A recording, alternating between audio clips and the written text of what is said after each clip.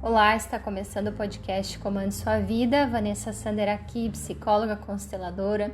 Meu objetivo é sempre abordar a psicologia de uma forma dinâmica, compartilhando conteúdos, reflexões e ferramentas que são úteis para os meus clientes e que podem ajudar você também nesse processo de individuação, de amadurecimento e desenvolvimento pessoal. E se você gosta do conteúdo, lembre de deixar o seu like e compartilhar com seus amigos.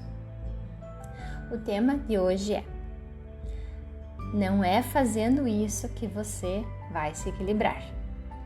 Eu sempre estimulo a autocompaixão e a amorosidade também e insisto que o autoconhecimento, a autoconsciência é o caminho para uma verdadeira liberdade. A capacidade de avaliar o nível de autoconsciência de alguém e de si mesmo é crucial, independente do meio ou dinâmica de relacionamento que você esteja experimentando. Sem o autoconhecimento e a autoconsciência, é improvável que uma pessoa tenha uma maturidade emocional. Acredito eu que se você já passou por algumas experiências de vida que fizeram você observar os perigos de se envolver com alguém que não tem maturidade emocional. Então, quando a gente desenvolve essa autoconsciência, a gente passa a observar em nós mesmos esse comportamento e a nossa determinação, imagino eu, passa a ser a mudança desses hábitos danosos. Então eu compreendo, por exemplo, a dor do outro, eu compreendo que uma pessoa em dor pode fazer isso, porque eu também entendo que eu passei por isso. E eu entendo que eu também posso ser essa pessoa que causa dor e assuma essa responsabilidade, então, pela mudança, E não só pelo julgamento, mas pela compreensão do todo mesmo, E esses jogos de vilão e vítima, eles simplesmente não fazem mais sentido. Então, vamos aqui a alguns sinais de baixa autoconsciência, de baixo autodesenvolvimento, autoconhecimento. Então, o mais gritante deles e mais comum, num nível primário, é não admitir os próprios erros. Então, a falta de vontade de admitir erros é muitas vezes um sinal de profunda insegurança. Quando alguém não consegue reconhecer nem mesmo os pequenos erros, isso sugere que eles sentem um tremendo medo. Infelizmente, o mesmo medo da inspeção externa também os faz temer a autorreflexão. É difícil ser autoconsciente se você não está disposto a ser vulnerável, identificar suas partes sombrias, aquelas que você pensa que ninguém percebe, que você sente vergonha talvez, e às vezes não quer admitir nem para si mesmo. Por outro lado, a disposição de admitir erros sugere resistência mental, maturidade emocional. E isso sugere que você tenha um insight para entender que, embora os erros façam parte de nós, eles não nos definem. Criticando os outros. Já observou como criticar os outros tornou-se até um passatempo? O quanto isso distrai você daquilo que deveria estar utilizando, do que você poderia de repente estar utilizando o tempo para desenvolver em você e olhar para você, Então, além de ser um passatempo, ele causa até um momentâneo bem-estar. Observe que quando alguém está criticando outra pessoa por fazer algo inadequado ou pelas escolhas que ela está tomando, ele está insinuando que é mais inteligente, ou que lidaria melhor com aquela situação, ou seria mais rápido. Isso não te remete a algo? A gente sempre fala muito de ego aqui, e arrogância. Então, o que faz uma pessoa acreditar que ela realmente lidaria melhor com aquela situação?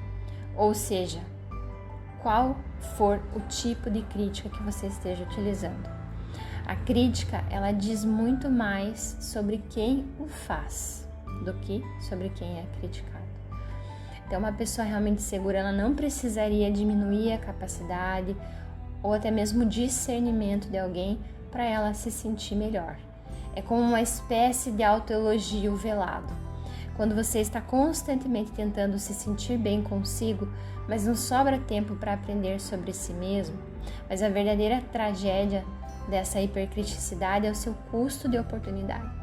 todo esse tempo e energia gastos tentando aumentar a autoestima, muitas vezes ao custo de ser capaz de fazer o trabalho árduo, de empreender mais, aprender mais sobre si mesmo e refletir sobre si mesmo. Outra questão é evitar decisões difíceis. Então, ser cronicamente indeciso geralmente significa também falta de confiança, medo de ser julgado ou cometer um erro. Mas como isso se relaciona exatamente com a autoconsciência? Bem, as pessoas que são autoconscientes, elas tendem a fazer muitas experiências psicológicas, encaram a vida mesmo como um experimento. Eu sempre falo para os meus clientes, imagina assim que você está no laboratório, vai experimentando.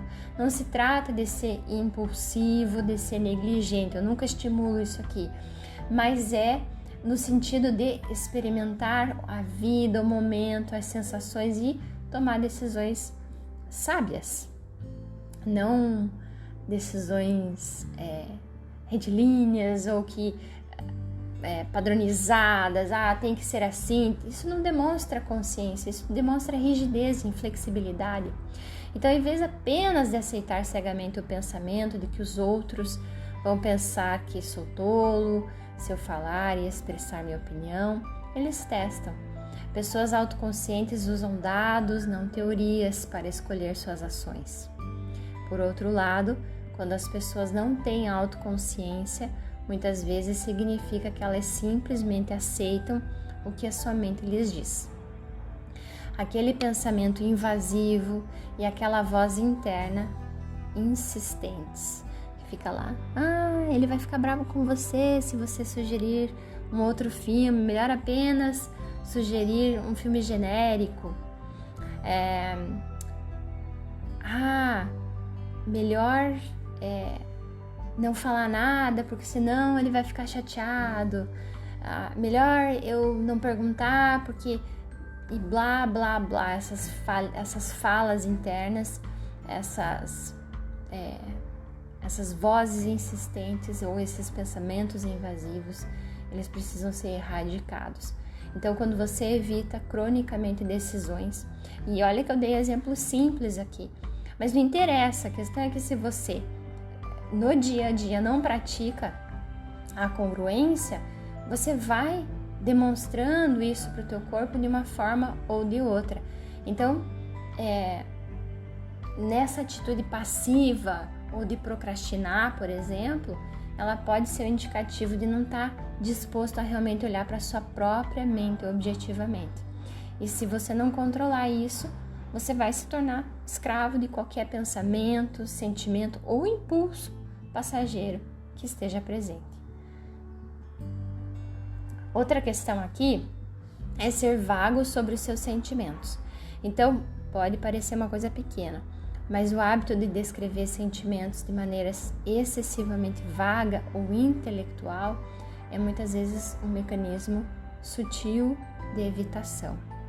Então, dizer que estou chateado é menos assustador de dizer que estou triste, né? Dizer que eu estou com ansiedade, com crise de pânico, é menos assustador do que assumir que eu não estou concordando com as decisões que estão sendo tomadas aqui ou com as decisões que eu preciso tomar na minha vida. Então, falar que está estressado é melhor do que dizer que está brabo ou com raiva. Então, ao invés de olhar as situações sob um aspecto negativo e pesaroso, se questione qual é o propósito desse acontecimento na minha vida. E outra questão relevante pode ser experimentar olhar para os seus sentimentos sem se identificar com eles, e sim aceitando o seu aspecto transitório natural. Outra questão é a preocupação com o futuro. A preocupação é um pensamento improdutivo sobre o futuro. Observe que vamos lidando com a vida na medida em que ela acontece. Aprenda a aceitar esse fluxo, aprenda a encontrar mais flexibilidade no movimento. O pensamento improdutivo é aquele que leva a todos os efeitos colaterais e nenhum benefício. A preocupação gera muita ansiedade e estresse, mas nunca resolve nada. Aprenda a controlar a sua mente e a desautorizar qualquer tipo de pensamento que não esteja alinhado com o momento presente. Então, pessoas com uma alta consciência são capazes de ver todas as suas emoções, seus pensamentos e sentimentos mesmo os mais silenciosos, sem se identificar com eles, sem mantê-los por mais tempo do que é necessário. Mas lembre-se que essa empreitada, ela exige tempo, olhar, dedicação, e não é nada mais justo a gente priorizar aquilo que realmente vai trazer paz e equilíbrio para o nosso ser, não é verdade? Se você gostou, compartilhe com seus melhores amigos. Se quiser, me conte o que achou enviando um direct para @psicóloga Vanessa Sander. E para maiores informações sobre cursos ou sessões online, você pode acessar www.psicologavanessasander.com.br.